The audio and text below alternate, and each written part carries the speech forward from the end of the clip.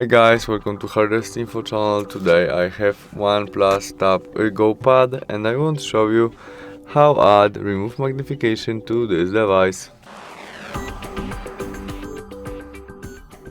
To do it, open settings application, look for our general additional settings and their accessibility. On it we tap on our vision and there we have our magnification which you must on by tap there and turn on shortcut, confirm by OK, and we have shortcut of our magnification.